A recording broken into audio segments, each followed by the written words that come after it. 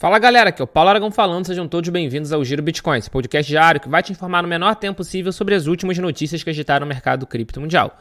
Para começar o episódio de hoje, quinta-feira, dia 17 de julho de 2025, cada unidade do Bitcoin está custando aproximadamente 118.500 dólares americanos, ou seja, praticamente estável nas últimas 24 horas com uma pequena alta de 0,05%. Já o Ether, segundo maior criptoativo do mercado, está com uma alta bastante expressiva ao longo desse último dia. Uma alta superior a 7%, com cada unidade nesse momento em 3.400 dólares. O Ether parece estar buscando recuperar os 3.500. Vamos ver se o Ether vai conseguir ter força ao longo desses próximos dias para recuperar essa importante marca, mas de qualquer forma a gente vê que o ETH está conseguindo se valorizar perante o Bitcoin ao longo desses últimos meses, o que é algo muito importante para o segundo maior criptoativo do mercado. Para vocês terem uma ideia, ao longo da última semana, o Ether já valorizou mais de 22%. E dentro do top 10, outra criptomoeda que também está merecendo bastante atenção é o XRP, que é o token emitido pela Ripple, terceiro maior criptoativo do mercado, que está com uma valorização superior a 9% ao longo das últimas 24 horas, com cada unidade nesse instante em 3 dólares e 23 centavos e com uma valorização acumulada ao longo dos últimos 7 dias, ao longo da última semana, superior a 32%. A gente vê que diversas altcoins realmente estão ganhando muita força e fica aí a dúvida no ar. Será que chegamos finalmente em um período de alt-season? Será que agora a gente vai ver a dominância do Bitcoin caindo um pouco em relação às outras criptomoedas? Não sei, mas de qualquer forma, a gente está tendo excelentes indicativos de que algumas criptomoedas vão conseguir sim se sobressair. Solana também está com uma valorização bastante expressiva ao longo da última semana, uma valorização superior a 10%. A Cardano valorizando também mais de 27%. A Stellar 61%. Chainlink 18%. Enfim, a gente está vendo de fato diversas criptomoedas tendo uma performance bastante interessante. E a gente vê que isso está sendo atraído tanto por investidor de varejo, afinal de contas a gente tem visto inclusive aplicativos de corretoras centralizadas, de exchanges, começando a subir de posição ali na lista de aplicativos mais baixados na App Store e na Google Play. E além disso, a gente também consegue ver que os ETFs estão tendo muita força. O ETF de Bitcoin Spot no mercado americano no dia de ontem, dia 16 de julho, teve um inflow de 7.018 BTC.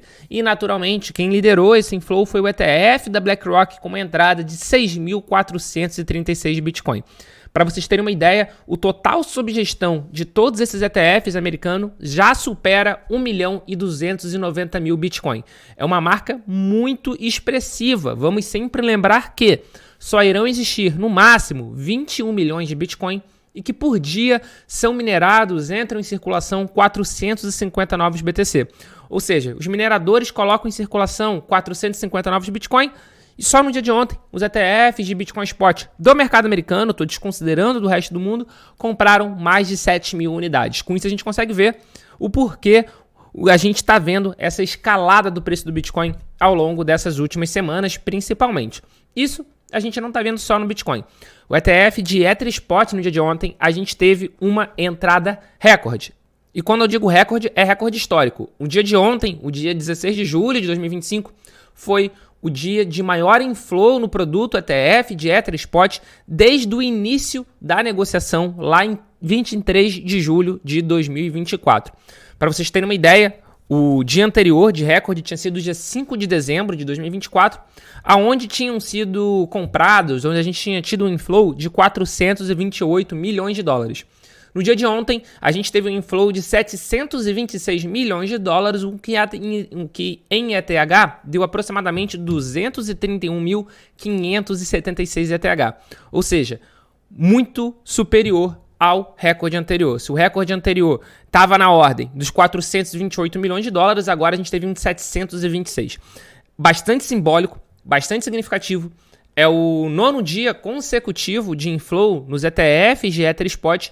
Isso, sem sombra de dúvida, está ajudando muito na valorização do segundo maior criptoativo do mercado. A gente tem visto um aumento do interesse institucional por ETH e, na minha opinião, a gente não está nem com a precificação da aprovação de um staking no ETF de Ether Spot.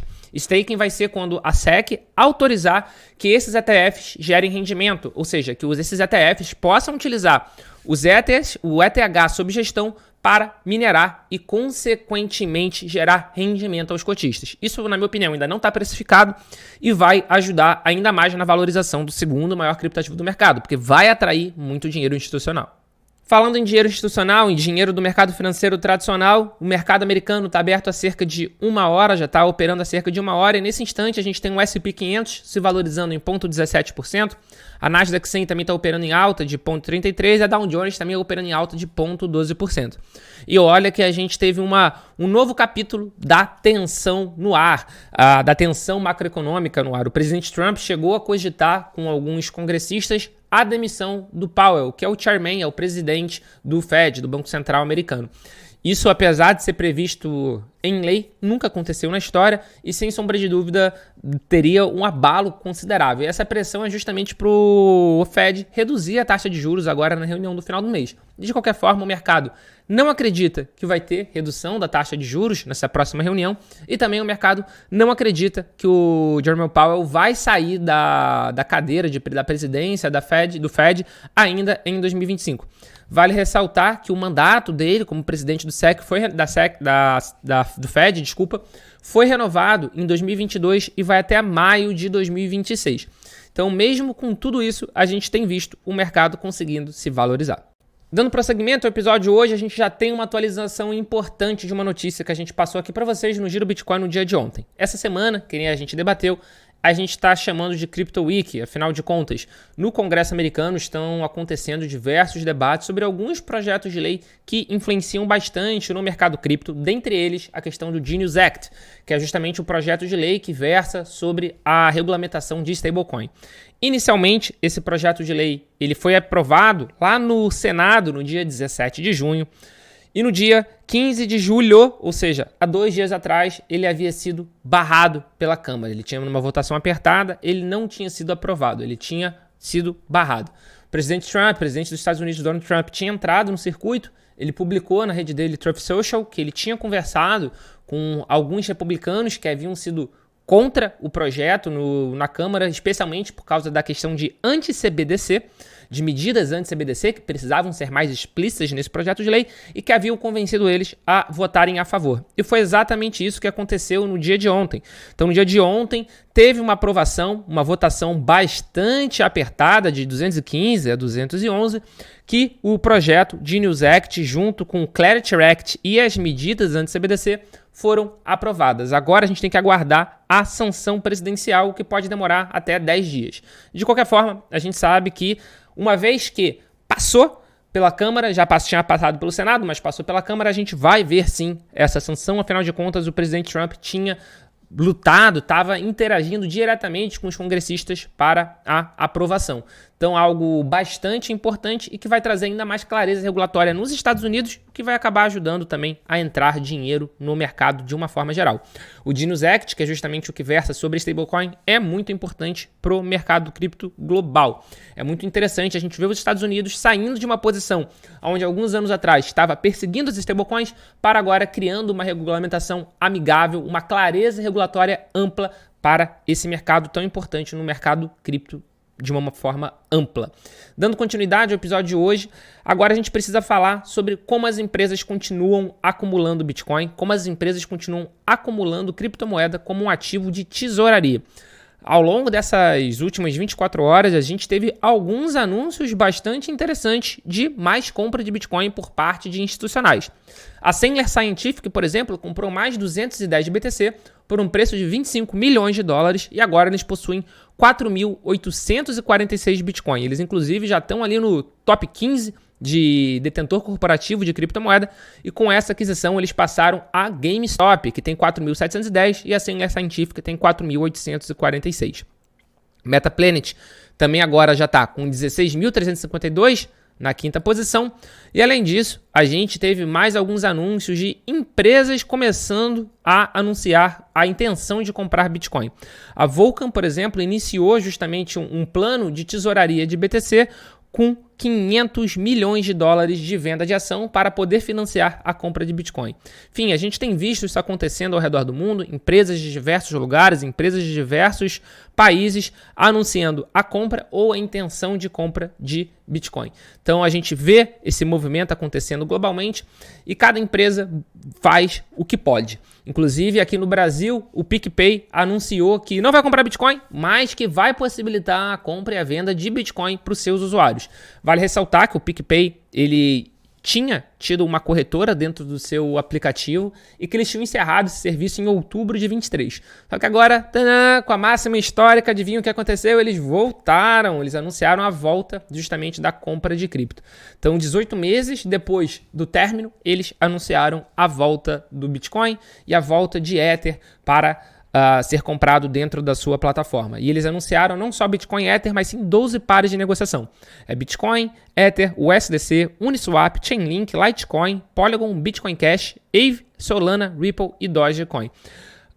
Transações de compra e venda acima de R$100 terão taxa zero durante a fase inicial, retomada da operação e ativação do serviço. É muito curioso a gente ver isso, porque a gente vê grandes empresas, o PicPay é uma grande empresa brasileira, a gente vê grandes empresas muito cíclicas no mercado cripto brasileiro, que quando o mercado está em alta, está negociando, quando o mercado está em queda, que seria um momento da gente continuar fazendo educação, da gente continuar oferecendo os nossos serviços, no momento de build, no momento de construção de mercado, eles param. Bom que eles estejam voltando nesse momento, mas a gente vê esse pêndulo acontecendo com diversas empresas brasileiras. E um grande exemplo é a XP. A XP já lançou 2 vezes uma corretora cripto, uma exchange, e as 2 vezes eles fecharam antes do mercado de alta chegar.